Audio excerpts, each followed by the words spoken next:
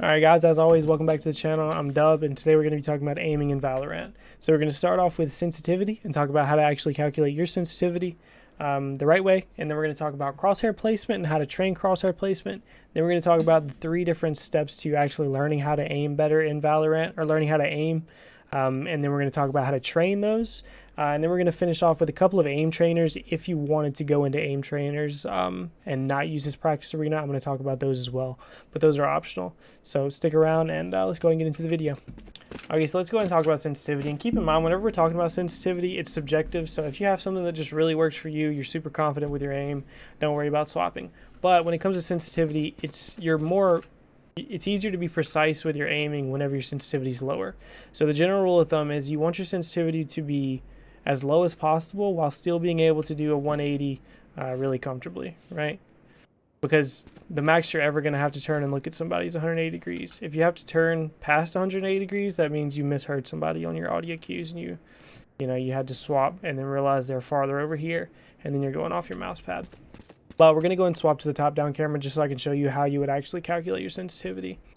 Okay, so the method I'm about to show you, you just get somewhere where you can see where the center of something is, basically.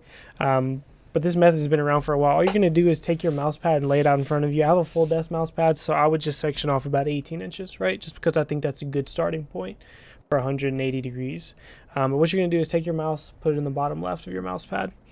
And what you want it to happen is you go from the left side of your mouse pad all the way to the right side of your mouse pad, and you want that to be 180 degrees, right? For me, that was about 12 inches.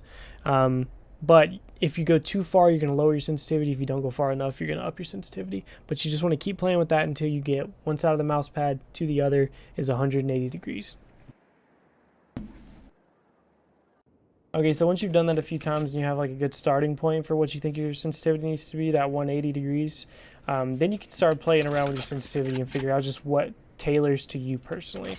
So what I would do is try a few different movement things and just figure out like how it feels to actually move around, because movement's really important in this game. You have to be able to move comfortably. So if you feel like you're picking up your mouse a lot and over and over and over, then your sensitivity is too high and you should lower it. And I would lower it by like 5% each time, right? Don't go massive and chunk it down, but just move around for a bit and see if it's too slow or too high. Okay, and then once you finish with that, I would come into this right here and just press F3 and type in or click spawn. And then what you're going to do is you're going to try to click heads, right? And if you find that you're aiming too far, right, you're flicking too far, means your sensitivity is too high, bump it down by a little bit. You can use these if you want. I would stay away from those. I would just type it in personally. But that's all you're going to do. You're going to be trying to flick the heads. If you find that you're shooting too short like this, up your sensitivity. If you find you're shooting too high like this, down your sensitivity. But what you want to be able to do is just click heads consistently, right? And just play with your sensitivity over and over until you get it pretty dialed into where you want it. Okay, so if it were me, I would work on that for about 30 minutes, just really finding my sensitivity, because you're not going to change your sensitivity after that. Find your sensitivity and stick with it. And then once you get done with that, you can really start working on the different movements that you need to be able to do with your sensitivity, right? Like crosshair placement. I'm about to talk about that now. Okay, so crosshair placement is arguably the most important thing in the game, because if you have good crosshair placement, right, you're taking one corner at a time and you're just using your crosshair. Whenever you see the person, you don't actually have to move your mouse if it's placed straight on their head, right? All you have to do is click. So if you can click a mouse, you can kill somebody in this game if you have good crosshair placement. So the way to actually train this is I would come into a practice map for a while at least, and just find a point on the map I want to look at and then walk all the way around and try to aim at it, right? Like if I want to aim at this bench's leg, right? You're just going to aim at it as you walk around the map. Whenever it goes out of your line of sight, flick to another piece of environment and just try to aim at that no matter where you're going, and then flick to another and then to another, and just do it over and over and over until you can get to where you can keep it pretty close to that spot consistently. Okay, and once you get decent at that, really hyper focus on your crosshair placement in your games.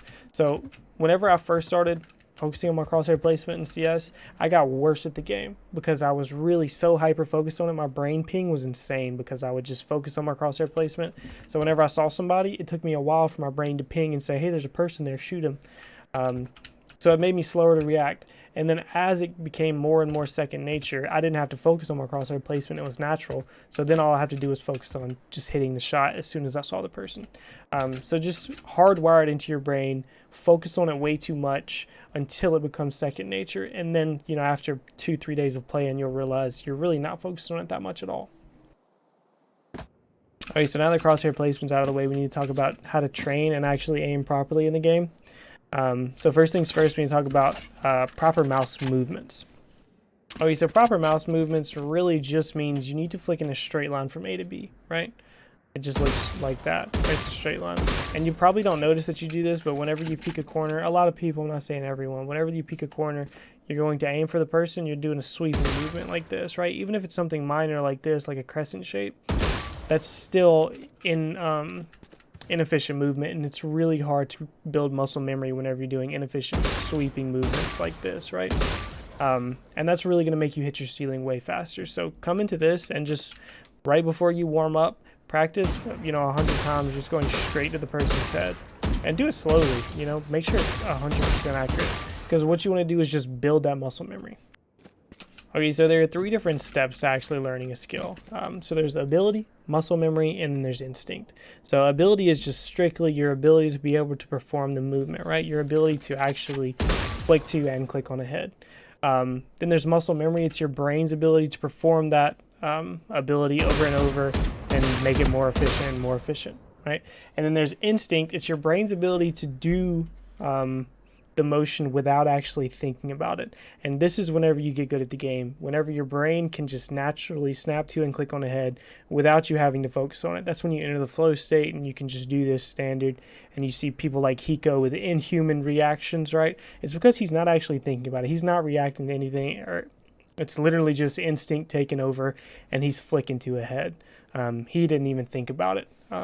It's just literally his body reacting to, you know, his training.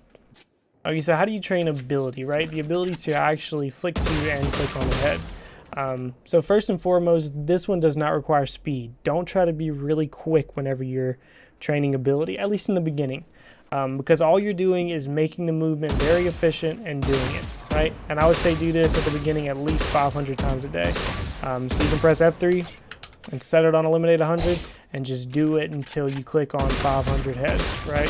And then as soon as you get done, restart it. So literally all you're doing is figuring out the muscle movement of actually flicking to and clicking on a head from all these different distances. You're literally just building your raw input ability. Okay, so how do you train muscle memory? How do you get your brain to access the movement and make it more and more efficient over time? So what you're going to do is repetition, but you're going to add in rest time also. So you get to eliminate 50, and then you do all 50, and then what you're going to do is you're going to rest maybe 2 minutes after. So all you're doing is giving your brain time to process and then recuperate after you do the movement, because you don't want to tax your central nervous system too much. You want your central nervous system to recuperate and then be able to incorporate what you just did better the next time. So you add in a little bit of rest, and you just do this over and over, right? You need to be doing all 3 of these every single day. So you start off with ability, then muscle memory, this training, and then you're going to go to the next one. Okay, so how do you train instinct? How do you train the body's ability to actually incorporate this movement into the game without thinking about it, right? Without taking up too much brain power? How do you get better and better at doing this in the game? So what you have to do is incorporate game scenario drills. And you could just play the game, but it's a little less efficient because you can get more repetitions in per minute doing it in practice and isolating the movement. So what I like to do is click eliminate 100, and then you can just hit start. But what you're going to do is practice peeking and then taking the shot. So I don't actually know where the bot is. What I'm going to do is peek and then try to take my shot and then peek back. And then I'm coming back out, aiming at the bot and trying to peek and take it, right? And all I'm doing is flicking to the head.